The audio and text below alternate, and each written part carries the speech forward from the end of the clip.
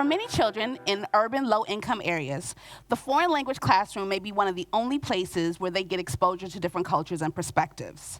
It is therefore critical that we make those experiences attainable, relatable, and sustainable. I have been speaking and studying or living in Spanish in some way since the age of 9.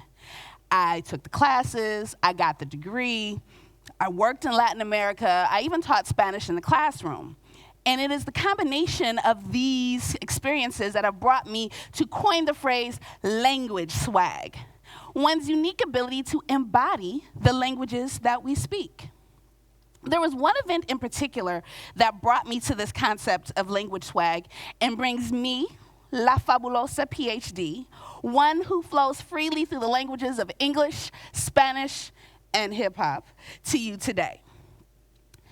In 2001, I was to take my first trip to South America. I was working in relief and development. It was a job that I had gotten right after grad school because they were looking for someone who was bilingual. I was to go to Colombia and talk about the desplazados and desaparecidos, the displaced and the disappeared. I was briefed thoroughly, so I thought I was ready. I arrived in Bogota, and when those doors opened, I knew immediately there was something I was not prepared for.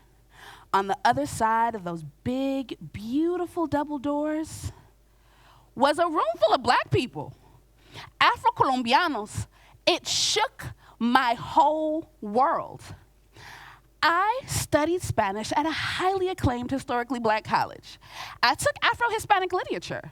At that moment, I had been speaking Spanish for about 15 years of my life. I never made the connection, and the connection was never shown to me, that there were people who looked like me who were living the very language I had immersed myself in. When those doors opened in Bogota, I saw Spanish in a whole new way, as a means of connecting to the African diaspora that I had never even conceived of.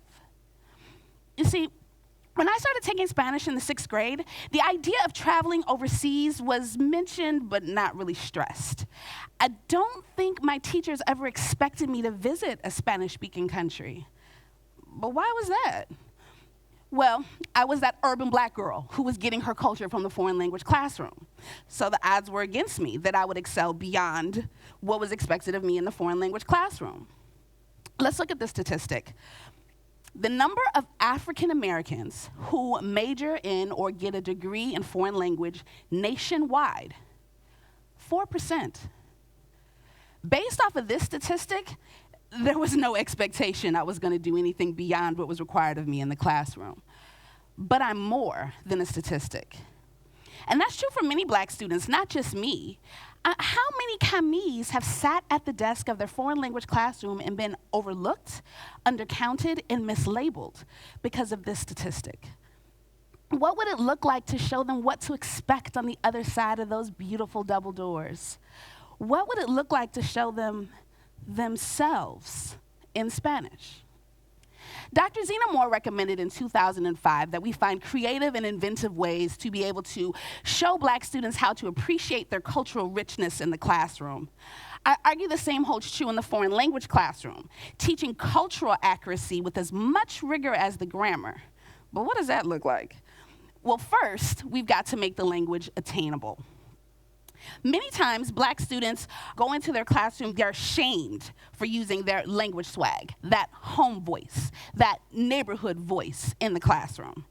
In the foreign language classroom, all students are taught that the way that the teacher speaks is the correct and only way to speak the language. Both of these statements are incorrect. The soul of the Black experience is embedded in everything that we do, and language is not excluded from that. That's really all language swag is, how we use language to color our speech, our rhythm, and our souls. When we teach Black students how to appreciate the language learning process by using their language swag, they start to see language as being a part of them. There's been research about Black students in the English classroom. For example, April Baker Bell talks about persecution, dehumanization, and marginalization of Black students who use their language swag in the classroom. In 1996, Renowned Black linguist and scholar, Dr. Geneva Smitherman, said, "We have kids in the inner cities who are verbal geniuses, but we call them deficient in school, an attempt to eradicate a part of their identity." Both of these statements apply to the foreign language classroom because in both places we're talking about teaching the use of language. The formal Spanish that we learn in the classroom usually only comes from one country, but it does not represent the diversity of the people and language that Blacks experience. There are 26 countries that speak Spanish, one in Africa. We need both the neighborhood Spanish and the classroom Spanish in order to be able to code switch, just like Blacks code switch in English. Our Spanish interactions should mirror our English language interactions. This brings us to making language relatable. Many times, there's an assumption that the carefully placed, non-threatening images of famous Black people in the classrooms and schools is enough for Black students to feel represented in the classroom. This assumption is shallow and actually exacerbates issues of white supremacy in the education system. By showing Black students how to identify similar racial and linguistic features in course content, they're able to see that perceived authenticity of language, that language swag. When those doors opened in Colombia, my Spanish shifted because there were people on the other side that looked like me. I began to speak Spanish in my culture from my own language swag, and we connected based on shared experiences of language, family, and culture. For example, there are phrases that we use that are common in our country that have a Black history to them with similar connections in Spanish-speaking countries. You might hear in a Palenque neighborhood, "no lo haga pa' nada," and that has the same connotation as "you better not do that," or "you better not," or "you bet not" in the Black communities. No, it's not grammatically accurate. It is culturally accurate, and that is just as important. This moves us to making language sustainable. Our language amplifies our identities.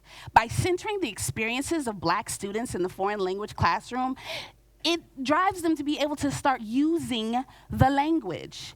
It makes them see that language is a part of them.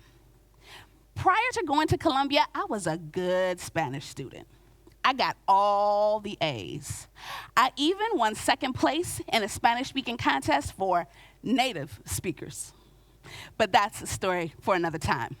But I tell people all the time, it was my experiences in Colombia when I started to live in Spanish. About a year after that trip, I left Relief and Development, and I started teaching Spanish in an urban Maryland school. I spent every day recreating my Spanish double doors moment for my students because I wanted them to see sooner than I did that Spanish was attainable, relatable, and sustainable. The stakes are high in urban areas. Yes, from Dayton to Hong Kong, students will get exposure to other cultures, but our lower income students will not be able to travel as frequently as our more affluent peers. So we've got to make sure that the foreign language classroom really gets it right for them. Education systems have to look at the Spanish curriculum by including Afro-Latino culture as vital to the language learning process. For teacher education, foreign language teachers need to get that cultural awareness, but a little bit deeper, so they're not just learning how to teach, but learning the value present in who they teach. By teaching Black students to be able to speak a language in a way that centers their established language swag, we are allowing them the ability to be able to take that language into their souls. And it's that allows them to take that language from the classroom to their professional and their personal lives. Mil gracias.